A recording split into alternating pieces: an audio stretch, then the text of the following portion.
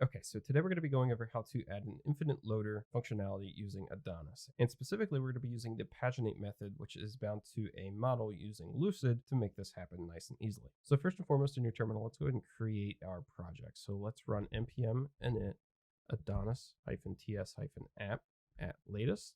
And then our project name, I'm going to be calling mine Adonis Infinite Load Example. Whenever it asks you about your project structure, go ahead and select web, and the rest can be defaults. Of course, if you're going to be building out further upon this project, go ahead and select the appropriate options here for you, especially for the Webpack Encore. That's going to help you compile your CSS and JavaScript files. Okay, so our project's created. Let's go ahead and cd into it, and let's go ahead and install and configure Lucid. So npm I at adonis.js/Lucid.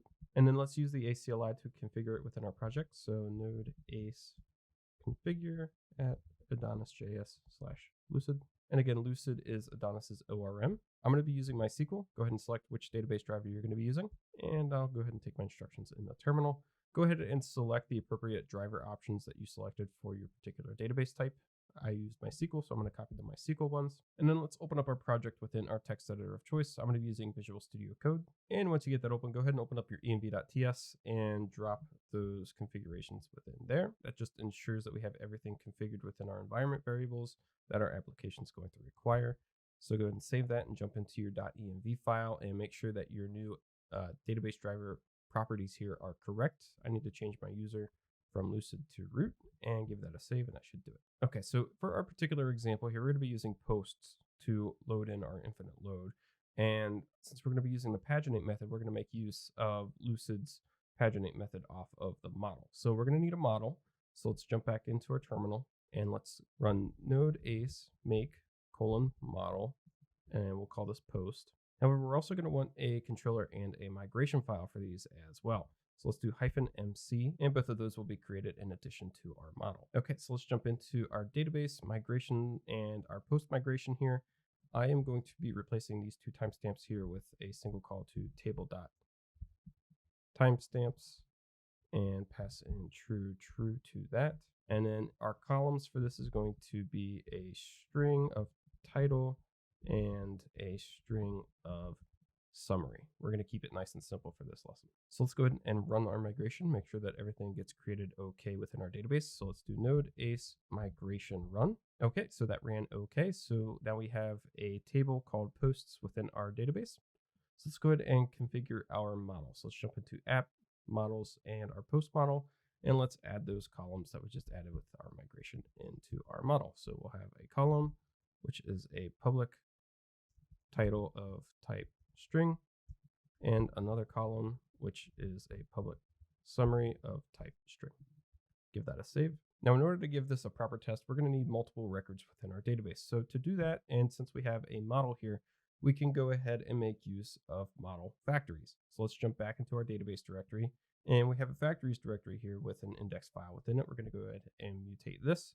So let's uncomment in our factory import here, and let's export const post factory, which will equal factory dot define. We'll pass in our post model, which I'll use Visual Studio Code's auto import to import that from app models post. And then we'll pass in a callback function, and we'll extract faker out of our callback arguments. And then all that we're going to do is return back an object with a title, and then we'll use faker, and let's just give it some words. So let's grab the lorem property out of this, and let's call the words method. And let's just say, let's take 6 words. And then for our summary, we're also going to just make use of lorem here. And for this one, let's do lines, and let's say maybe 2 lines. And then at the end of our factory, make sure that you call build. Okay, give that a save. And then to make use of this factory to just populate our database with a bunch of records all at once, let's go ahead and make a seeder. Let's do node ace make seeder post. And this will add a seeders directory within our database directory with a file called post.ts. And in here, all that we need to do is replace this comment with 08 post factory. I'll use auto import to import that from database factories, and call create many, and then just pass in the number of records that you want to be created. I'm going to keep it simple and create 100. So let's go ahead and give that a save, and let's run our seeder. So let's do node ace db : seed. And now that has created 100 post records within our database in our posts table. And if we jump into SQL Pro here and we take a look at our post table, we can see exactly that. So now we can see 100 records with fake lorem information within them. So now all that's left is to rig up our infinite load. So let's, within our app directory, go into our controllers, HTTP, and our posts controller. Let's go ahead and get our initial list of posts rendering out. So let's do const page equals await post. Again, I'm going to use auto import to import this from app models post dot. Let's use the query builder here. And we don't have any where statements to really run off of this since we're just working with fake data. But if you need to, you can do your where statements here to narrow down and filter down your data. Since we don't need to do that, I'm just going to call paginate here, pass in the page number that we are currently on. Since we are getting the initial page here, this is just going to be 1. And then we just need to pass in how many records we want per page. And since I created 100 records, I'm just going to keep this nice and simple and load 10 per page. Once we have that, let's return and let's extract our view off of our HTTP context contract here and return view.render. And we'll do posts index. We'll create that page here in a second and pass it our page. So let's give that a save. Let's close down our database, jump into our resources, create a new view folder. Let's call this posts and then index.edge within there. Okay, so within here, let's do an H1, and I'm not going to bother with any CSS here, so I'm just going to do inline styles here to keep things quick. To rem, and we'll call this posts and their H1. Then we're going to do a div with an ID of scroller, style of position, relative, and then let's put our post lists within here. Okay, and then let's loop through each of our posts. So let's do at each post in, and then we passed it our page, which our posts are within page.rows since we use the paginate method.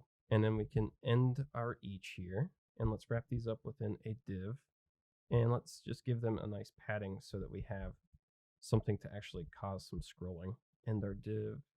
Let's do an H3 for the heading. So we'll do post.title here and a paragraph for our summary. So we'll do post.summary there. Give that a save. Let's start our server up.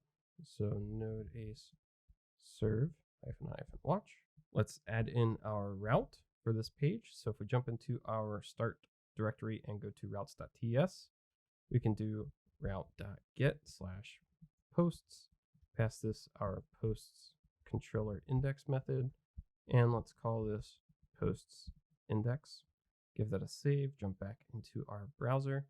Let's head to our server, so localhost 3333. All right, our server's working. Now let's head to that new posts page that we just created. And we can see exactly that we have a post page with some posts within it with some nice spacing to cause some scrolling.